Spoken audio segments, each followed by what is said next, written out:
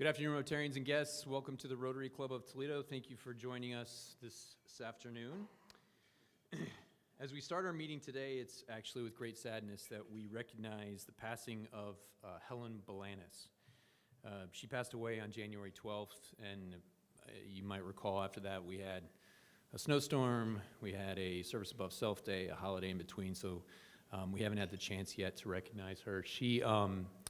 She was a longtime member of this club, very beloved member of this club, a past president, and she was also extremely active in the district. She was a district governor for a period of time, and she was well known to a lot of people here. I know past district governor Tim was good friends with her, Eric Finkhauser was good friends with her, many other people were. So if you take a moment now, let's have a moment of silence, a recognition of Helen.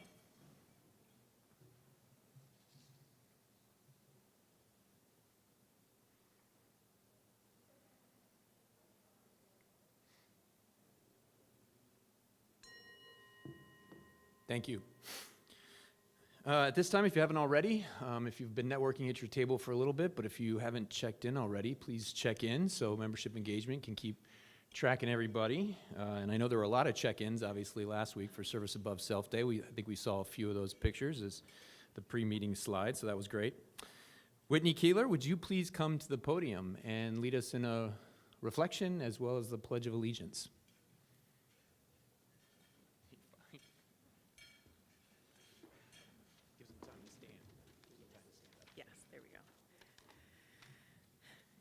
After a weekend filled with sports between the Super Bowl and Winter Olympics, and with our speaker today in mind, I have found myself reflecting on the many images of athletes pushing their physical bodies to extraordinary limits in pursuit of greatness. What lingers is not just the individual performances, but the camaraderie behind it. Teammates lifting one another up, coaches offering calm and steady presence, entire teams quietly sharing the mental load. Even in individual events, no one arrives at those moments alone. There is always a network of people helping the athletes stay grounded, focused, and resilient.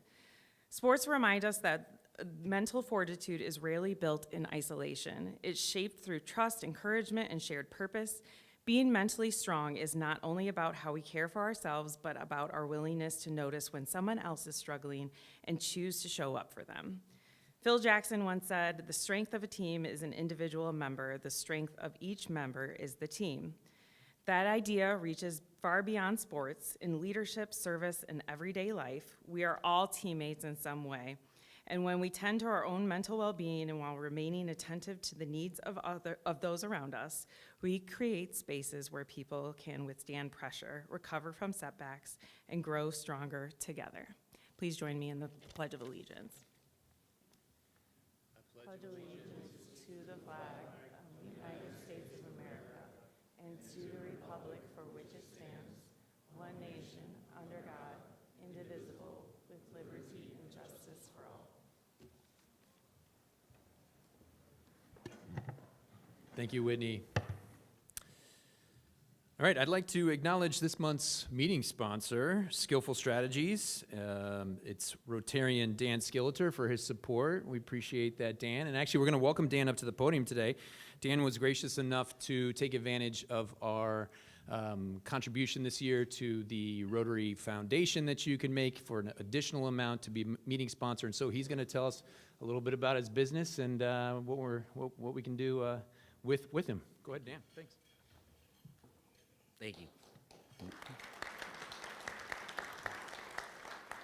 President Scott, fellow Rotarians, thank you for allowing me a couple of minutes to be at the podium to really share a little bit about my journey and how it's led me to my passion. I've been very privileged. I've grown up in a family business. I've been around business members, business owners my entire life, and recently going through a transition in my own business.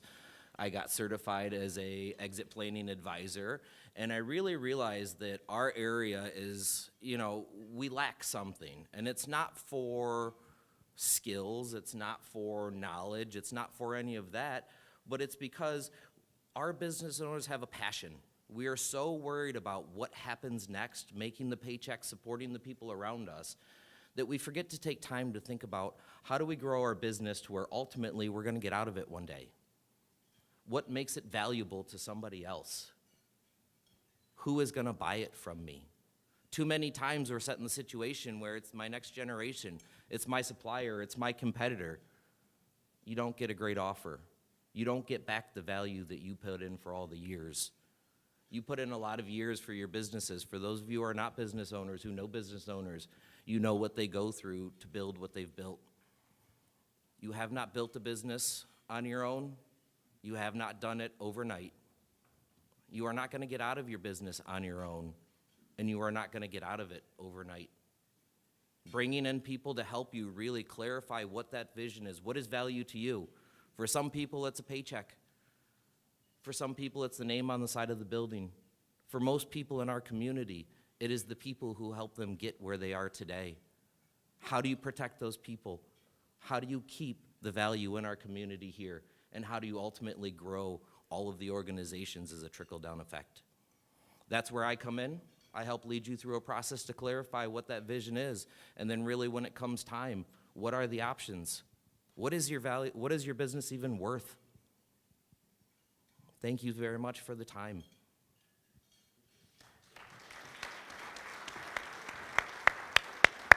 Thank you, Dan, and thanks for your support and your sponsorship this month of Toledo Rotary. All right, excellent. And now, does anyone have any guests they want to introduce today? If you do, bring them to the center here. Zach has the microphone so that we can hear who they are.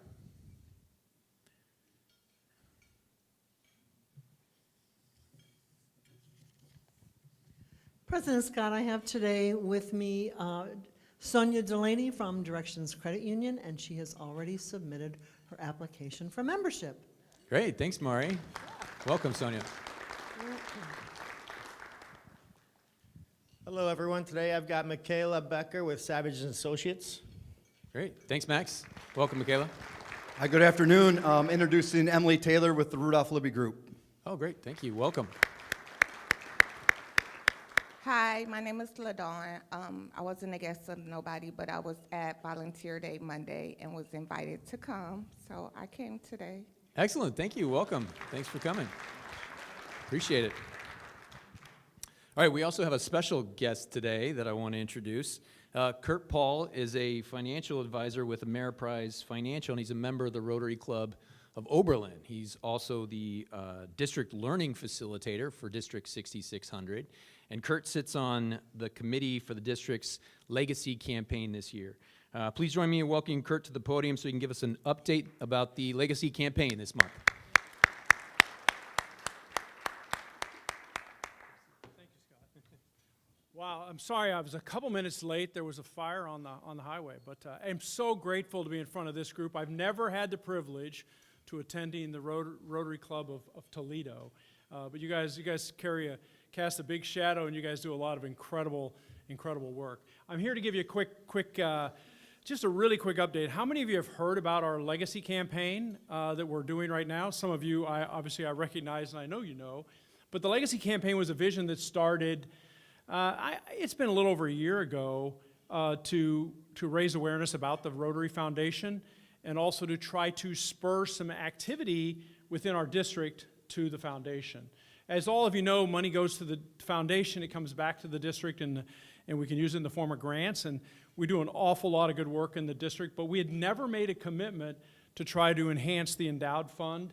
And so our goal was to raise $1 million for the foundation. And so we are having an event to celebrate that on February 28th in Avon, Ohio. I know that's not that far out, but there are still tickets available. And if you haven't seen this stuff on the website, you can go online and certainly register. We'd love to have you as our guest. It's going to be a great evening. But I also would like to announce that we have more than met our goal of raising over $1 million, believe it or not. Nothing like this has been done in the district. I was brought into this committee. We've had an incredible committee of people working tirelessly, making this all happen. But we do have a really, really fun event planned for the 28th at the Emerald Event Center in Avon. Our special guest speaker that night will be Larry Lunsford, who is the incoming Rotary International President. He will be our main keynote. He will be kind of the guy. You'll have a chance to meet Larry in person, be able to rub elbows with him. but more importantly, we are just excited. A lot of people didn't think this could happen. We had a lot of naysayers that said, oh man, that's a pretty lofty goal to get to $1 million. I will tell you, as of now, we're probably 1.2, and we're not done. I have a bunch more people right now that are in the process of making their commitments. We're going to run this campaign for the foundation up through June 30th. So we would really like to see an impact from District 6600, which I believe is the best district in the world, that we would like to make a statement to the rest of the Rotary world. Anyone have any quick questions? I know I don't have much time. We have a really exciting speaker I know today. I'm kind of anxious to hear what she has to say. I raised 2 Division I athletes, so I kind of would like to hear what's going on in the real world of athletes. But with that, we're just really, really grateful to everyone that has stepped up. Chuck, obviously, as you all know, has stepped up and has always stepped up. And we will be recognizing everyone there that night that has given a commitment of $10,000 or more. We are just kind of excited about that. Now, how do you do that? You can do it through your, it can be a bequest. You don't have to write a check for $10,000. You can name Rotary International in your estate plan. You can either make them a beneficiary of your IRAs, you can make them beneficiary of your life insurance. And we've had a lot of people do that. In fact, our number one biggest donor, he and his wife made that commitment because they want to leave a legacy. Understand the money in the endowed money never goes away. It will continue to feed the world grants, as well as, obviously, if you name it to the annual share, you can bring it here, and that you can also name your money. If you give at least $25,000 or commit that, you can name your endowed fund, and you can pick the areas of focus that you would like that to be in. Any questions? Is that good enough, Scott? I mean, I'm just grateful to have a chance to be in front of all of you today, and again, it's always great to make the trek all the way across the district to Toledo. Thank you.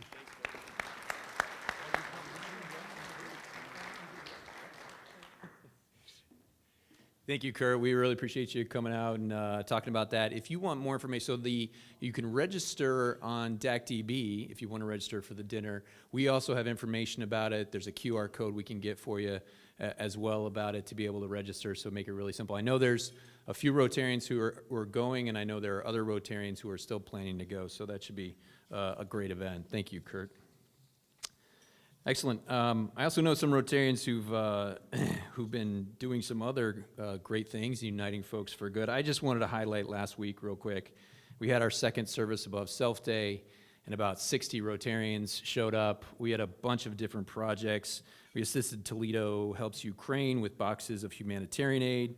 We organized and distributed food at Equality Toledo. We helped make craft bags for summer camp kids at Sunshine Communities. We also organized donated toys at the Salvation Army, and we worked on, I believe they were flower boxes at Inspired Lumber for donations there of lumber of flower boxes. So that was a great effort last week. This is what Rotarians do. So I would like everybody, the people who set up those projects, the people who participated in, please stand up. I want you to stand up. You need to be recognized for the hard work you guys did. It was great work, and we really appreciate it.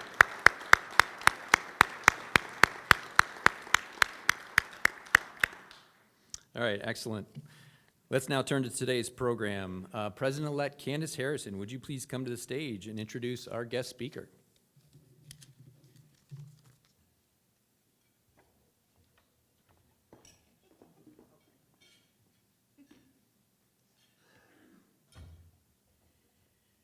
Good afternoon, Rotarians and guests.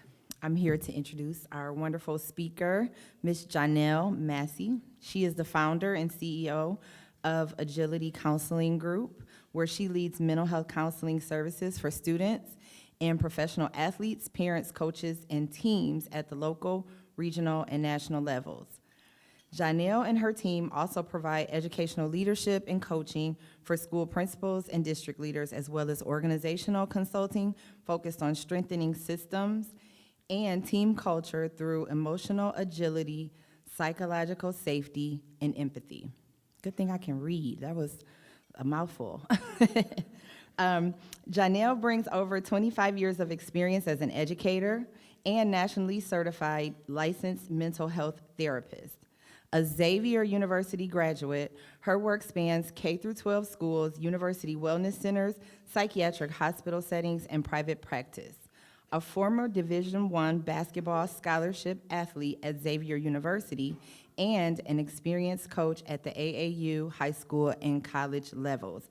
Jonelle integrates mental health, wellness, leadership, and performance. Married to a Division I college basketball coach for 19 years, she offers a deeply informed perspective on the coach-athlete relationship. She is the founder of the Athlete Mental Health Summit here in Toledo, Ohio, and also the CHAMPS Network, a national college to high school athlete mentoring program. Jonelle, if that was not enough, Jonelle is also an author. She is the author of The Miseducation of Empathy, which came out in 2021 and currently serves on the executive board of the National Alopecia Areata Foundation. She is a wife and a mother of 2 teenage daughters. Jonelle continuously finding balance between UT basketball games, dance competitions, and track meets. The life of a mother. We balance it all. So without further ado, let's welcome our guest, Jonelle Massey.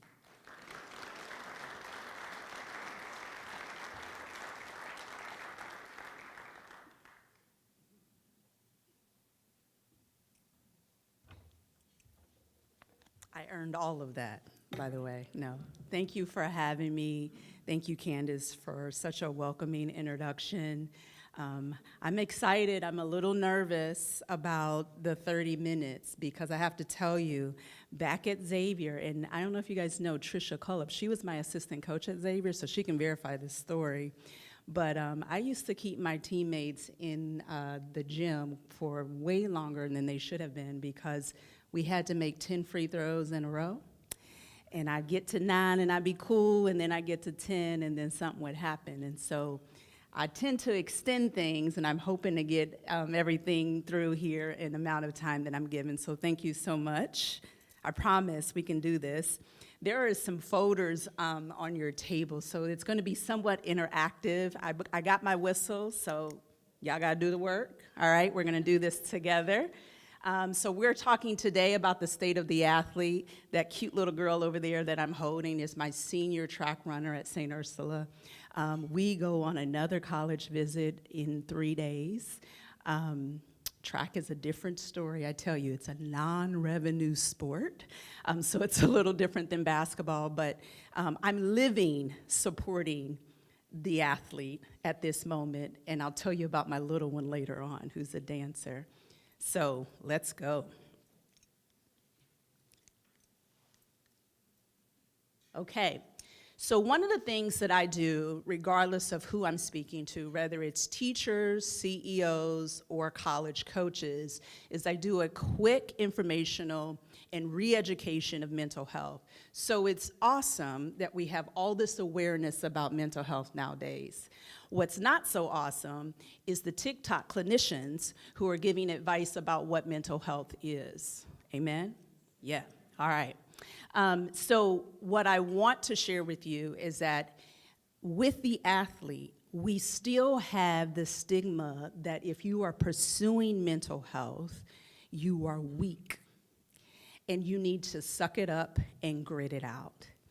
And it's not working very well for our student athletes.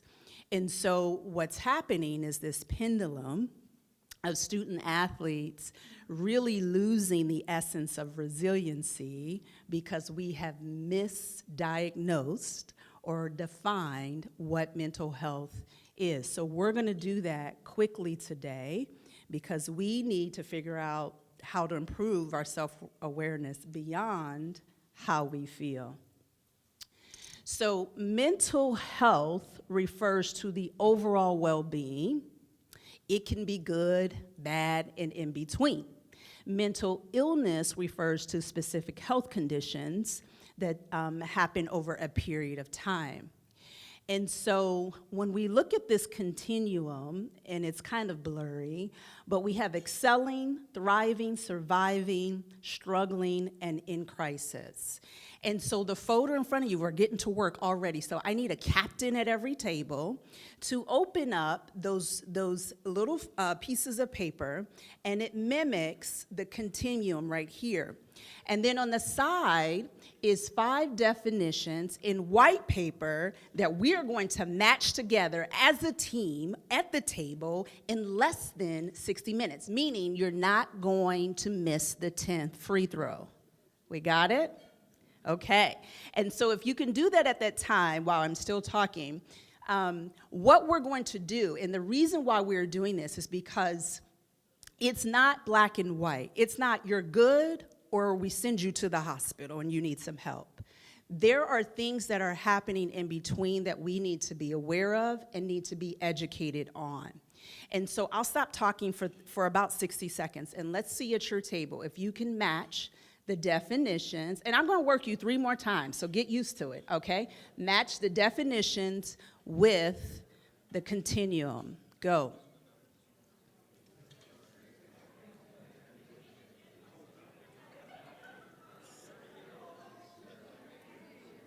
Oh, I didn't turn it on, did I? Sorry.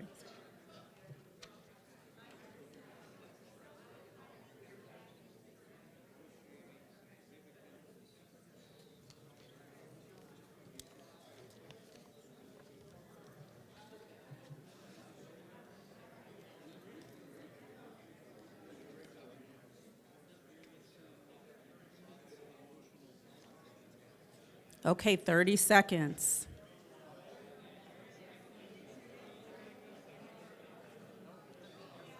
Okay, well, thank you.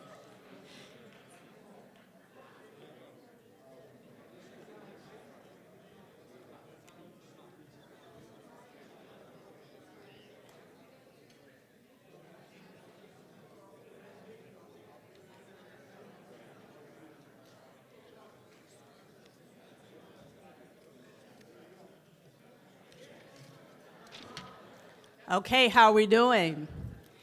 In 5, 4, 3, 2, 1. I don't have a buzzer, but here we are. How was this experience for most people? Was it really easy, or did we have to figure out, especially in the struggling and surviving mode, which one is which? How many people were extremely confident that they knew exactly? Okay, that's great. I wish coaches were that confident in being able to assess the mental health of their student athletes. So this is good.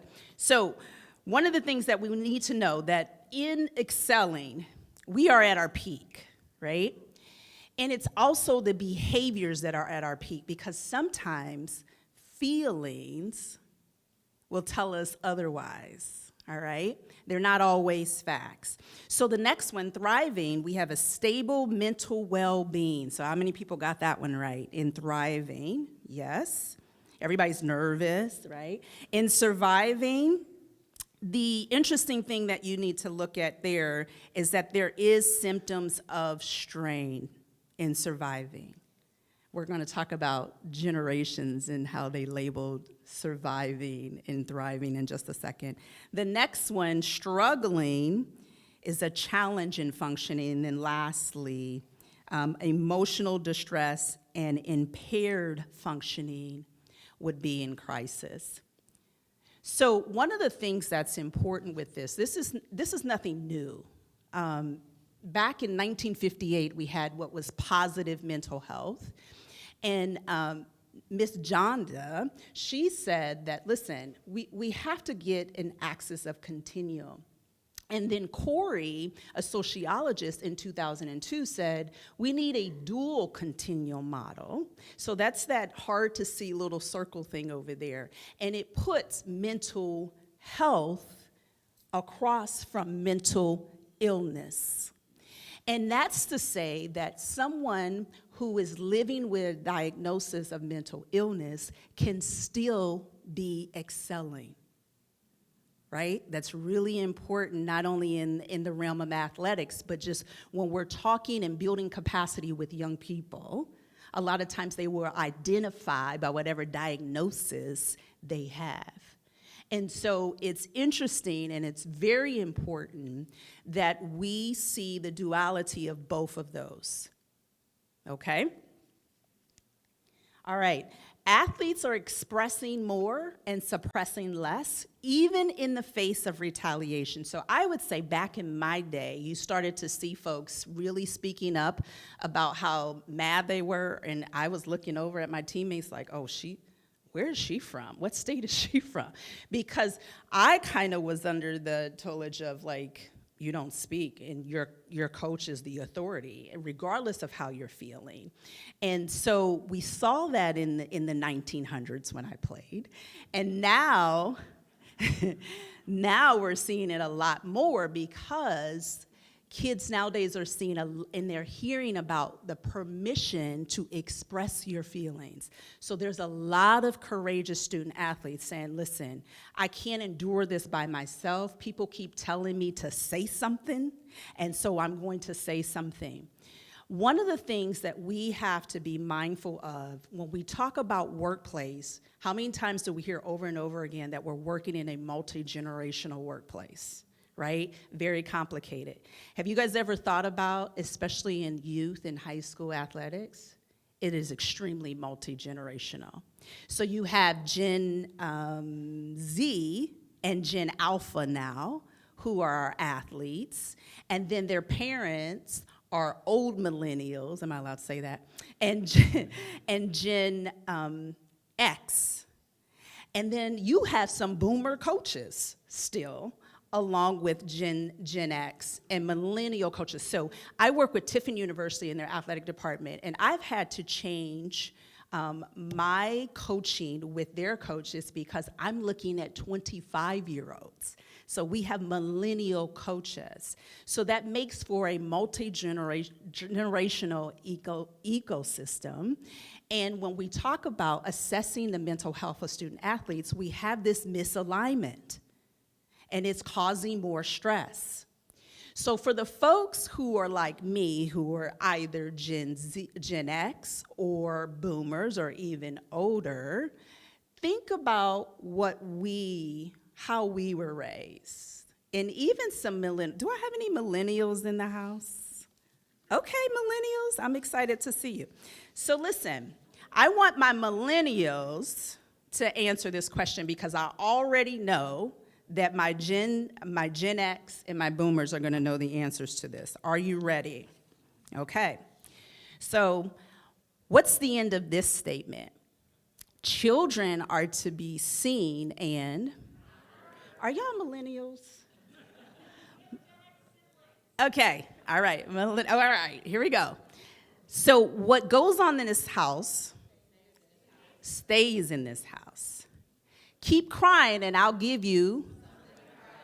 Okay, so these are our coaches and teachers and administrators. This is how we were raised, and people looked at us and said, you all right, you're surviving. And really, we were struggling, and we didn't know what that was because it was the norm. And so when you have parents, and we'll talk about today's parents, and you have coaches, there's this misalignment of what's really going on with the student athlete. Are they lacking resiliency and toughness, or are they really in need of support with mental health? So the other thing, I'm gonna flip to the kids now, is that with all of this awareness that is happening with them, and them being able to express themselves over and over again, they're confusing emotions with directives. Emotions are data and not directives.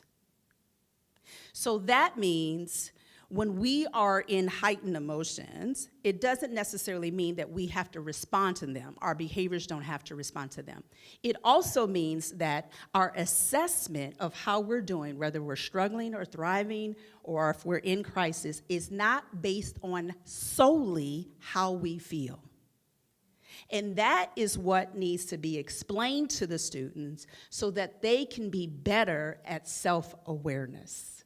Because what I teach kids and adults is that if you don't pause between the stimuli and your emotional reaction, you'll never get a good investigation of what's really going on. When we research data, we look for trends, correlations, and significance. And so when we look at our emotions, we have to think about the significance of that. Is that really a representation of what's going on? The athletic mental health concerns that we have today, and you guys have probably heard about them, there's an increase in depression, anxiety, and burnout. And I'm gonna tell you right now, untreated mental health issues, they don't go away. They show up in your workplace, and you're thinking, I need to hire an athlete. Because, do you remember back in the day when Enterprise had a whole marketing campaign, they still do, about hiring athletes? Goldman Sachs does the same thing. They have a specific program. But now they're backtracking. They're like, when I look at the resume of this college athlete, they've been at 6 colleges because of transfer portal, right? And so we have to think about what we're creating as far as environments for our youth so that they do become the CEOs. Fun fact, 75% of female CEOs have said that they participated in competitive sports, right? Because of the environment of leadership that is fostered in sports. So that's one thing. Injuries are happening more and more because of over-specialization. My kid is a baseball player, has been a baseball player since 6 years old, and they play baseball all year round for the last 15 years, right? And the physical therapists and the medical folks are saying, the arm is going to fall off, right? We need a diversity of movement in sports. And so with comes injury, comes a whole lot of mental health issues, right? When their identity is wrapped in what they do, 40 hours a week is most youth athletes' participation. It's completely about their identity, and then it's yanked away because of an injury. Of course, that's going to have a psychosocial impact on their life. Not to mention the idea of being pulled from socialization and belonging. So yes, I have high schoolers that are hurt, and they get to travel with their teams. It ain't the same. They don't get to be out there, they feel left out, and they feel isolated. And then lastly, and we can do a whole TED Talk on this, and I live it every day, married to Jeff Massey at the University of Toledo, and that is the unstable and ever-changing landscape of college sports. And that has a trickle-down effect on youth and families. So this whole idea of D1 or bust drives me nuts, right? Because my husband's not recruiting high school players anymore. Well, he is, but he preferred the 25-year-old that has 3 years of college experience, right? So what we're finding is this immense amount of pressure and anxiety to still try to go to this school that they've always been thinking about, that's decorating their room since they were 5 years old, and it's not helping. They're quitting.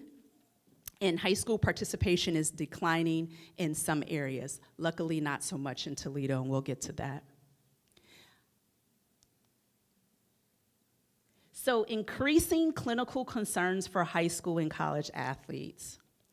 So one of the things that we are seeing that's rising is addiction. I put a post out about a year ago, and I said, mamas, because I don't know if dads are on Facebook or they just keep quiet and be lurking, I don't know.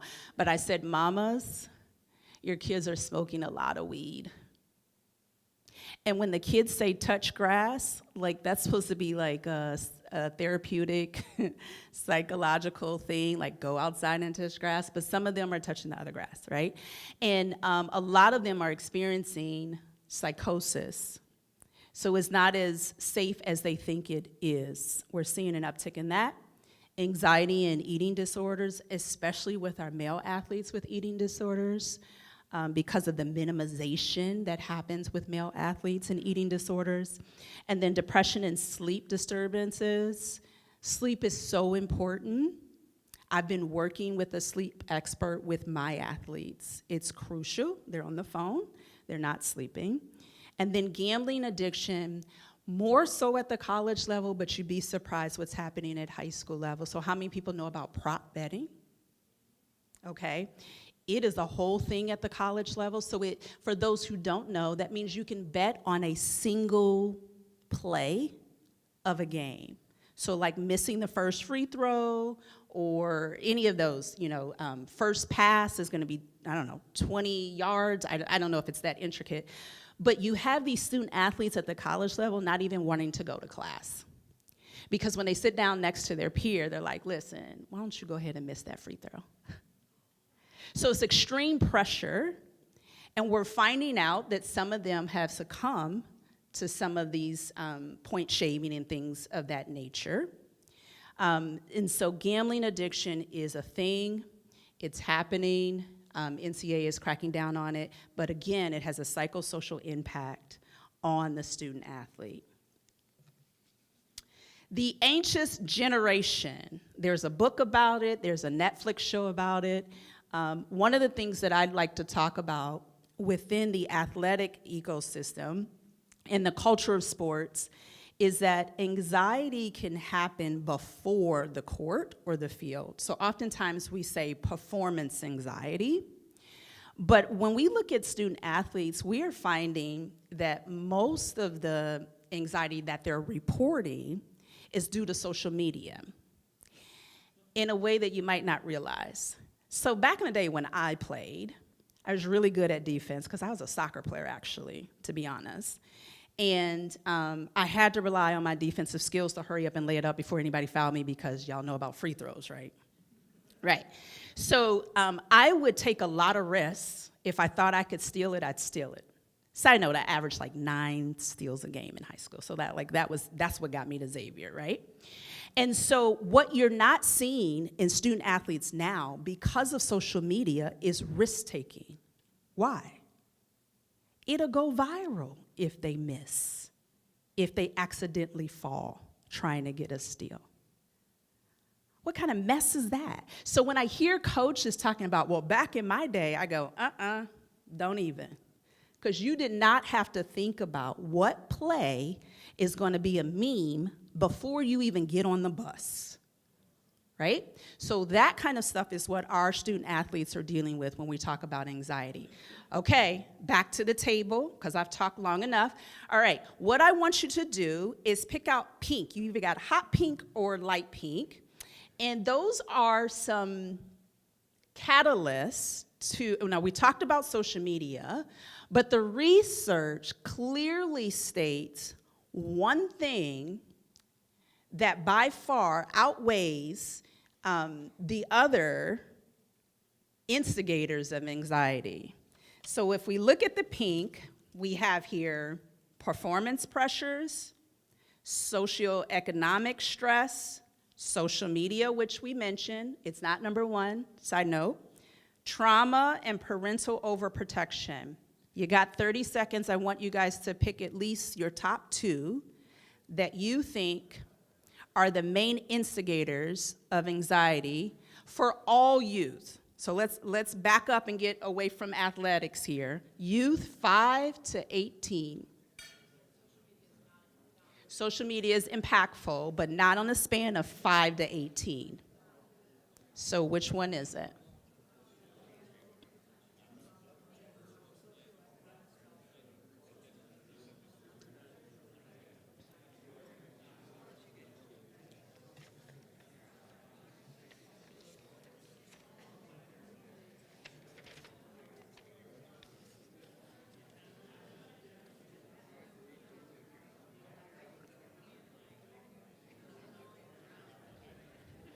Okay, 10, 9, 8, 7, 6, 5, work as a team, 3, 2, 1. Shh, didn't work. It's cute though. All right, time's up. I'll try it again later on.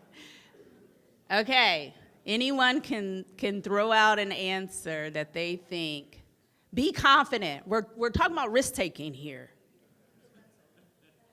Okay, so we have 2 people that say parental. Yes, ma'am. Parental overprotection. Oh, you guys cheated. Did y'all see my notes? Well, and I said it wasn't social media because we're talking about a span of 5 to 25 years of age. By far is parental overprotection. Remember I said I was gonna talk about those millennial and me. I'm a parent now of a high school athlete, right? Because we were so terrified of don't talk unless you're spoken to, right? That we've gone and swung to the other part of the pendulum, right? So that is the answer, parental overprotection. Before we get to the ecosystem, and we're doing great on time, I just want to pat myself on the back. One analogy that I use when I talk about mental health and trying to get this right with athletes, and any parents in the room, and someone mentioned earlier being a parent of a D1 athlete. So whether it's college, high school, youth, I want you to think of this analogy of the weight room, right? So one of the things that we have to get back to is building resilience and capacity with our student athletes, because they can do it. They have the skill set. Those skills are transferable. In the house to do the dishes and to practice on the court, right? Okay, so the weight room, in order to get strong, you have to carry heavy weight. You have to lift heavy weight. And usually when a student athlete walks into a weight room and they've been bench pressing 45 pounds, and now they want to get stronger, they're going to put on more weight. Typically when they do that, if they're smart, they don't do it by themselves.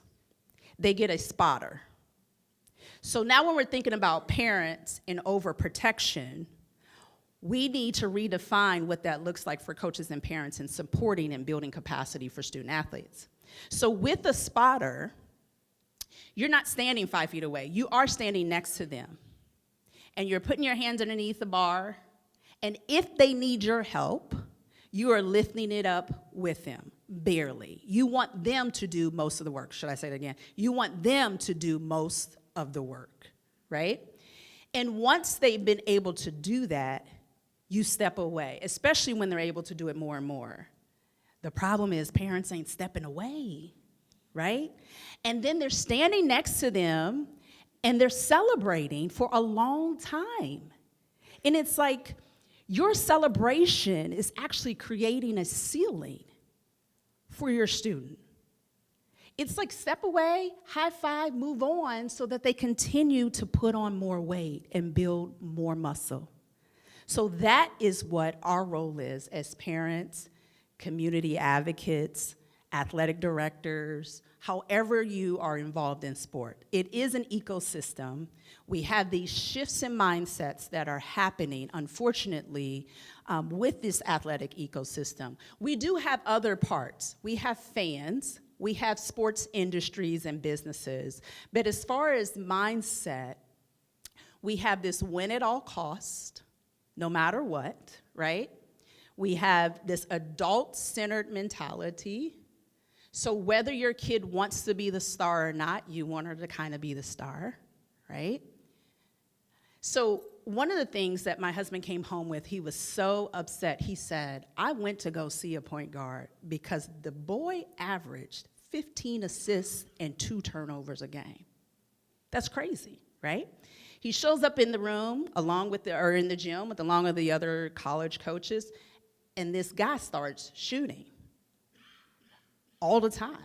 And he's not the greatest shooter, but he's a fabulous passer. But then you hear the father in the stands screaming, shoot the ball, right? And it's like, let the kids play, let them do what they do best, and it should be student-centered. And then this idea of fragmentation. And I can get on this soapbox for a long time. But what we're seeing with athletics is that all of these support systems are by themselves. If you really want to see it in action, go to a college campus, right? You have the trainer, unless you're Michigan, I will say. Michigan does it really, I'm sorry for all Ohio State fans, but Michigan does it really well, and they have the resources. But most colleges have one sports psychologist, maybe, for all the teams and all the athletes. They also do have a wellness center on campus where most of the counselors are not well-versed in sports culture. You have trainers and nutritionists over here, academic support over there. At Michigan, they have a whole facility, and the nutritionist is sitting in the training room. The psychologist goes to the training room understanding that there are kids there who have been injured, right? Or rehabilitating. And so they have this integrated system that we need to mimic at the youth level and at the high school level.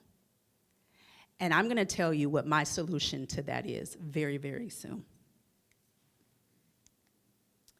So you will play better in Toledo. I'd have to say, looking at, and I work in a lot of states, and I also do some work for the National Federation of High School Athletics. Toledo's doing good, and so is Ohio. Ohio loves its sports. So it's ranked with Texas and California for the highest overall high school sports participation. It's a thing, y'all. I know we had a little scare in Perrysburg, but listen, compared to other states where kids are opting out of high school to just train with their individual trainer and do club and travel, you want to talk about ruining socialization and opportunities for those kids who aren't the star, but they belong to a team? We need high school sports, and we're doing okay here. We're doing more than okay in Toledo. We have initiatives like PCAN, which is a student-centered mental health athletic program here in Toledo. We have the collaboration. I was just at the rec center on Saturday and saw about 400 kids. You guys know about Team Toledo and the work that they're doing and partnering with UT. Now, I only had one parent that was cussing up a storm talking about the rest, and I pulled him aside and I said, hi, I'm a sports psych. Hi, how are you doing today? Why are you so upset for a second grade basketball game? He was like, well, you know, I was like, come on, let's go get a coffee or a Coke or something, right? They're doing great work. And then you have Volleyball 419 and Wayman Palmer YMCA. And PCAN does a lot of work with that program as well. So we are doing a good job here in Toledo. One of the things that I think we need more education about is our local college athletic ecosystem. So for all the folks who are in the room, we're like, I don't know about this presentation because I do not like sports. Okay, I hear you. But also, you need to know about it for several reasons. National visibility, repeated visitors. When you want to talk about economy and you want to talk about pride, we have to know what's going on with our college athletic ecosystem. So the box in the green with Cleveland, Toledo, Dayton, Cincinnati, and Columbus. This might have been ChatGPT research on here. Everything else is clinically approved. So Cleveland has 11 universities within a 60-mile radius that has either NCAA Division I, II, or III, NAIA, or junior college. Okay, good for Cleveland. Toledo is second with 8 universities that have either NCAA Division I, II, or III, NAIA, and junior college. All right.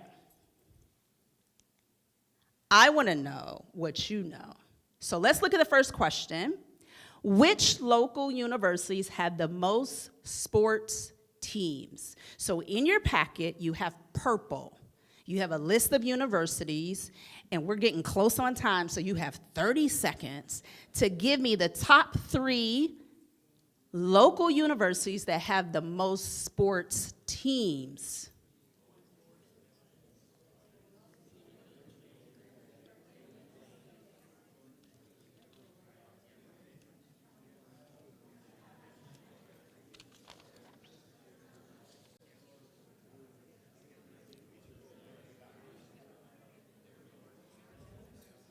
Okay, in 5, 4, 3, 2, 1. All right. These gentlemen look like they watch a lot of sports.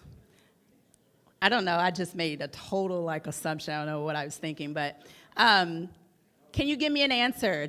What's your top there? Most teams. Most sports. Bowling Green. Anybody else? Lords. Ooh, that's a difference of opinion, right? Bowling Green and Lords. Oh, Adrian's in Michigan. We're not doing Michigan, right? Okay. Are you from, did you play at Adrian? I don't know who said Adrian. I can't see. All right. Most team sports. Any dragons in the house? Tiffin has 26. Finley has 20. Who said Bowling Green? Y'all? Lords 24, Defiance 20, Bowling Green 18, UT only one behind with 17, Terra State 11, and 0-7. Now I got a big question mark by Terra State because they said they had 56 athletes, so there's a lot of like multi-sport athletes if that's the case, if they have 11. So, interesting fact about Tiffin. What is the closest metropolitan area to Tiffin? Toledo, right? So when I have clients that drive from Tiffin to see me for mental health services, they also talk about how they would love to drive all the way here for an AAU program versus going to Cleveland. And this girl is good. And they are not worried about winning because she's good, right? What they're worried about is a psychological safe coaching environment. And they have found that in Cleveland. So if we get this right here in Toledo, y'all following what I'm giving out? Okay. So that's why we have to think about what's going on at the college level. It always trickles down. Because we want her to go to UT or Bowling Green, right? Yeah, we do. Okay. So the next question that I had before, I almost clicked to the answer. Y'all got to get it right this time. Which university has the most student athletes? That is a different question. The most student athletes. Now, some of your brains are going to be thinking, if there's more teams, there's got to be more athletes. But y'all talk about it amongst your table. 30 seconds.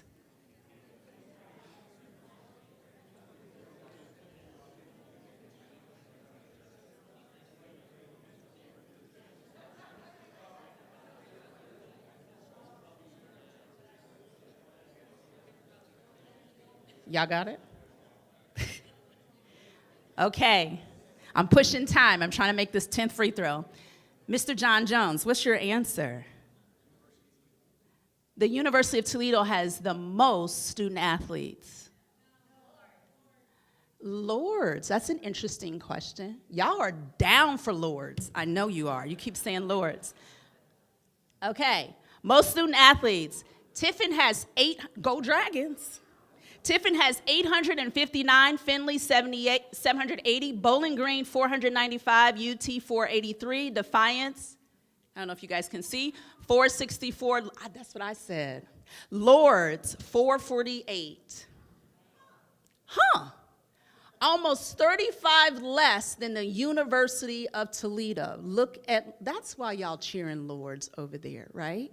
What does that mean for Lords? Lords has 60% of their undergraduate student body are athletes, and the majority of them were in Toledo. They went to high schools in Toledo, okay?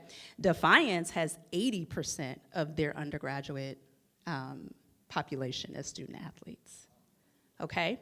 So this whole D1 bus mentality, we gotta get rid of it. Because if we want kids to continue the joy of their sport and to be a part of a team and be okay with the transition to college is hard enough, and then you take away their sport and their comfort and their routine of being with a team of people, they can do this in other universities. Doesn't have to be at a Division I level. Remember roster cuts. So if you were thinking BG or UT, also remember changing landscape at the college level.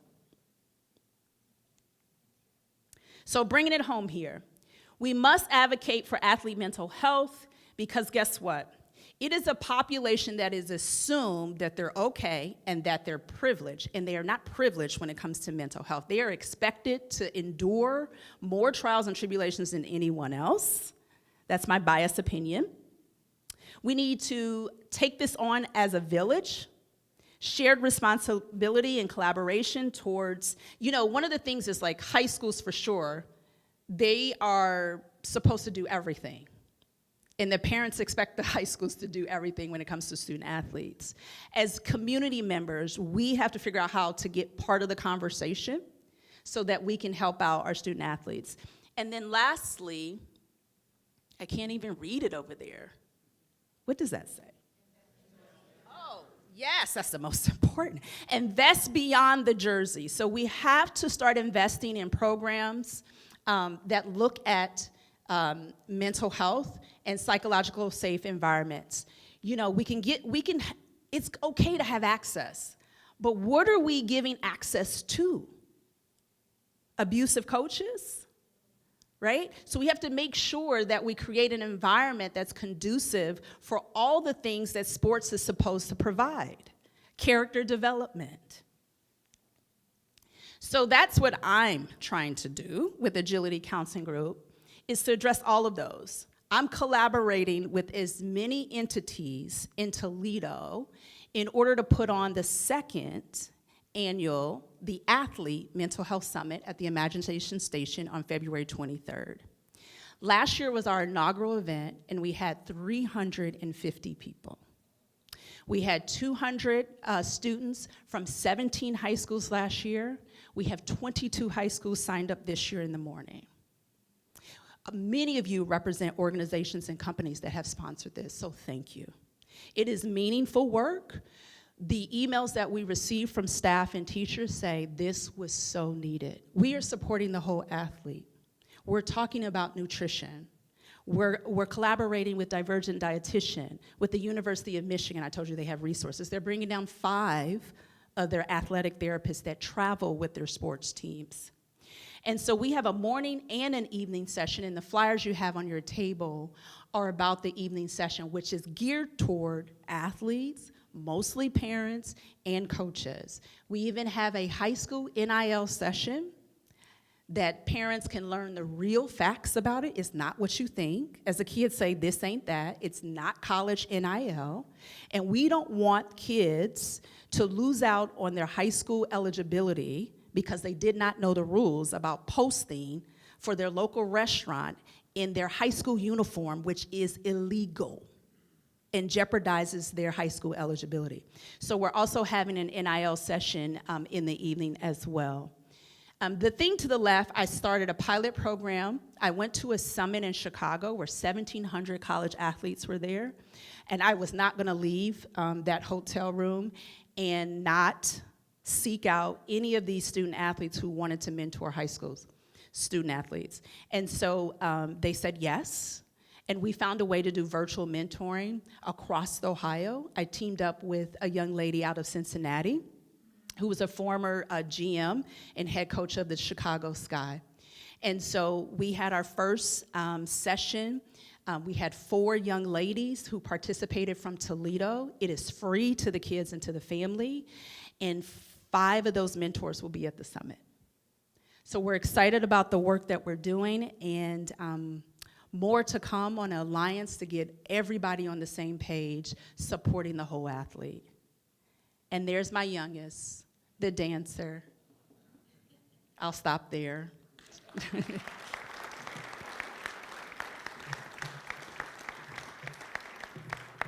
I tried. Okay, thank you. Jonelle, thank you so much for your time. We really appreciate it. It was a fantastic presentation. I know a lot of people were very interested in coming today and hearing you speak, so we appreciate it. As a token of our appreciation, we would like to give you this book, which is Historical Tales of Toledo. It's authored by our own past president, Clint Mock. Thank you. And we will also be making a donation in your name to the Polio Plus Fund, Rotary International's effort to eradicate polio. So again, thank you for your time today. We really appreciate it. Thank you.